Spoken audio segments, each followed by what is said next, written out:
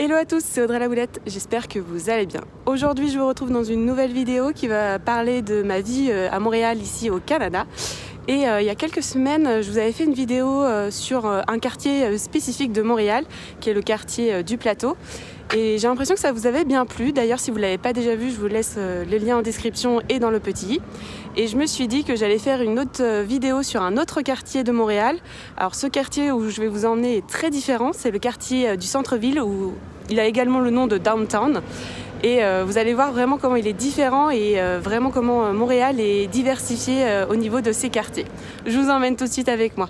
Avant de commencer avec les images du quartier, je me suis dit qu'un petit point géographique ne pouvait pas faire de mal. Le quartier de Downtown se trouve donc à l'est de l'île de Montréal, pas très loin de la rive du Saint-Laurent. Et je vous ai également mis en jaune le quartier du Plateau pour que vous puissiez voir que ces deux quartiers ne sont pas très éloignés en distance. Et autre chose que j'ai oublié de vous le dire, donc là on est en début décembre et la dernière vidéo que j'avais tournée était début novembre et comme vous pouvez le voir, on n'est pas du tout sur la même tenue, c'est pas du tout les mêmes températures. Le froid c'est pas vraiment encore installé ici à Montréal. Là il fait à peu près moins 3 degrés, bon c'est pas encore les grands froids donc c'est pour ça que j'ai mon manteau on va dire de mi-saison.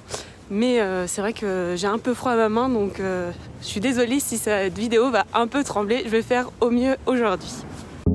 Pour me rendre dans ce quartier, j'ai pris le métro et j'ai décidé de m'arrêter à l'arrêt Place des Arts, qui est le point central du quartier et qui est une place très dynamique ici à Montréal.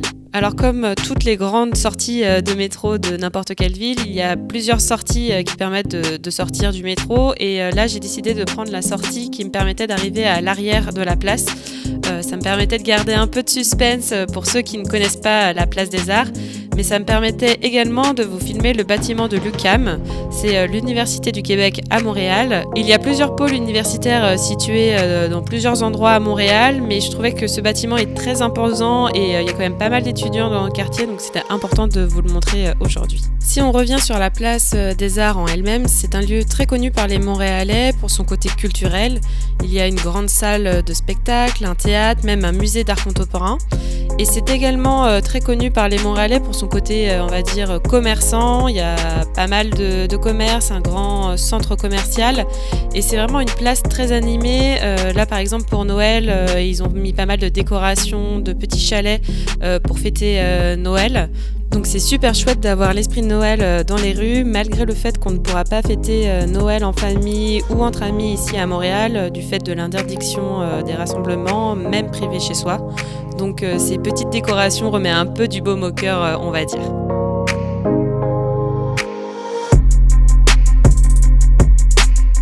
Comme vous pouvez le voir, je suis retournée en soirée à Place des Arts pour vous montrer les décorations de Noël illuminées et ça ne donne pas du tout la même ambiance. C'est vrai que ça donne tout de suite un aspect plus féerique à la place qui est quand même à la base de style très moderne. Donc je vous recommande vraiment le déplacement à la Place des Arts durant le soir à la période de Noël, c'est vraiment chouette. J'aime beaucoup la Place des Arts car je trouve que c'est un bon mélange entre le culturel avec le théâtre et le musée, mais également il y a de quoi faire du shopping avec les magasins du centre, le complexe des Jardins, et également avec la rue Sainte-Catherine.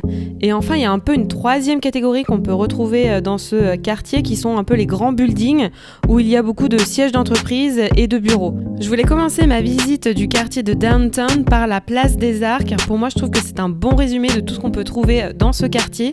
C'est vraiment un concentré entre ces trois caractéristiques qui sont le culturel, le shopping et bien sûr le centre d'affaires. J'ai donc continué mon périple dans le quartier en continuant sur la rue Sainte-Catherine où il y a de nombreux magasins et centres commerciaux. À la suite, il y a quand même 3 grands centres commerciaux entre le centre Eaton, le centre de la baie d'Hudson et également Montréal Trust et on pourrait même compter un 4e avec Simons. Et il y a quelques enseignes que vous avez pu voir pour les Français que vous allez reconnaître comme il y a par exemple un Decathlon, un Sephora et même un Uniqlo. J'en avais parlé dans une de mes stories sur Insta où je vous montrais l'ouverture de Uniqlo qui est vraiment ultra récente et je vous montrais la file de personnes qui attendaient pour pouvoir faire leurs achats dans ce magasin tant attendu à Montréal. Donc si vous n'êtes pas abonné à mon compte Instagram et que vous ne voulez pas rater ce genre de petites infos sur la vie quotidienne à Montréal, n'oubliez pas de vous abonner à mon compte Instagram. Je vous mets le lien en description bien sûr de cette vidéo. Autre spécificité du quartier, c'est qu'il y a quand même beaucoup de bâtiments anciens qui sont à côté de bâtiments récents. Donc on peut voir par exemple de vieilles églises avec des bureaux ou même des centres commerciaux tout neufs à côté. Donc ça peut un peu surprendre quand on est française, où on voit un peu les bâtiments qui sont normalement anciens, historiques, un peu conservés en France. Mais bon, ça donne un bon style et on voit que la ville a réussi à s'adapter à ses besoins, car en fait ces bâtiments modernes permettent d'avoir en dessous des vrais souterrains et on peut naviguer par exemple d'un centre commercial à un autre en hiver sans sortir le bout du nez dehors, et c'est quand même très pratique quand il y a beaucoup de neige et qu'il fait bien froid.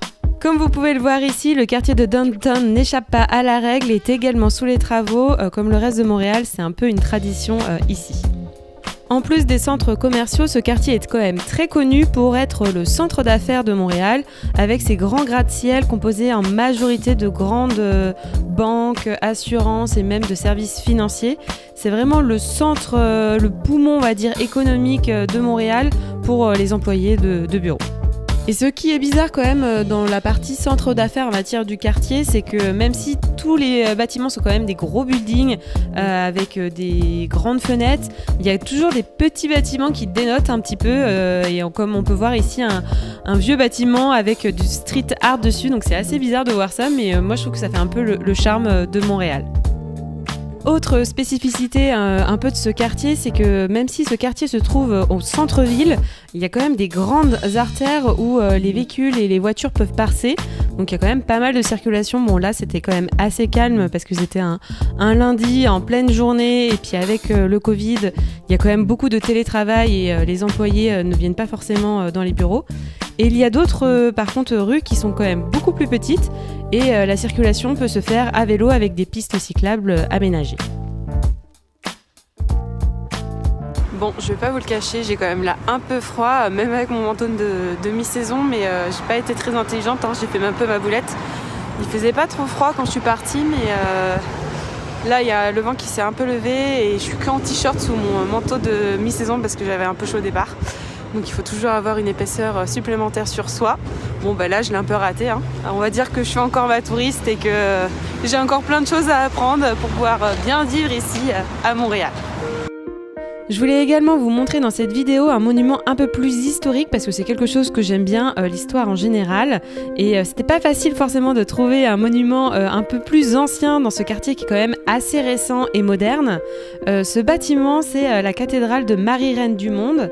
Elle a été construite en 1875. Elle a été construite sur le modèle de la cathédrale de Saint-Pierre de Rome, même si les pierres, ce n'est pas tout à fait la même chose. Sur le devant de cet édifice, on peut retrouver 13 grandes statues qui correspondent aux 13 saints patrons des paroisses de Montréal. Alors ce n'est pas la plus grande cathédrale de Montréal, ce n'est que la 3e, mais celle-ci est quand même déjà très imposante. Et là j'essaye un peu de me dépêcher pour vous montrer tous les spots, les endroits les plus connus et à faire dans le quartier. Là il va être bientôt 16h et comme vous voyez la luminosité a bien baissé. Donc j'essaye de me dépêcher pour pouvoir vous filmer un maximum de choses aujourd'hui et que vous ayez bien un résumé bien complet du quartier de Downtown. Je voulais également vous montrer le Palais des Congrès de Montréal, qui est l'endroit où les salons sont tenus à Montréal. C'est comme par exemple où il y a le salon de l'automobile ou également le salon du mariage. Et ce Palais des Congrès se trouve dans Downtown, donc ça tombait bien pour pouvoir vous le montrer. Alors je n'ai jamais eu la chance de pouvoir rentrer à l'intérieur, donc pour l'instant tous les événements sont annulés, mais on m'a dit que c'était très très grand et j'espère pouvoir faire l'année prochaine, pourquoi pas, le salon du mariage et voir un petit peu à l'intérieur. Et enfin, pour terminer cette visite du quartier de Downtown, il me fallait absolument vous montrer le quartier chinois. Alors le quartier chinois à Montréal est tout petit, il n'est pas très grand, ça correspond plutôt à quelques rues.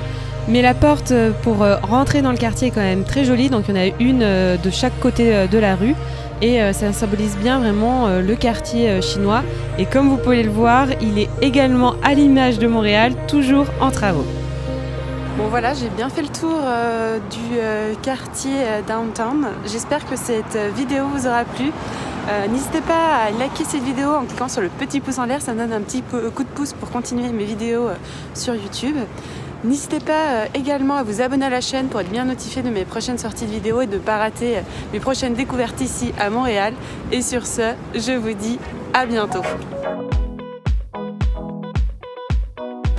Tu veux-tu que je t'aide en la pris dessus, votre boutique. Non, c'est bon, merci. Ah, mais ça bio dessus. Oui, Bonne journée. bonne journée. Bon, là j'attends au Starbucks pour récupérer un chocolat chaud parce que j'ai bien froid et je voulais vous montrer mes mains qui sont bien rouges. Et ma main droite est encore pire que ma main gauche, elle est encore beaucoup plus rouge par le froid.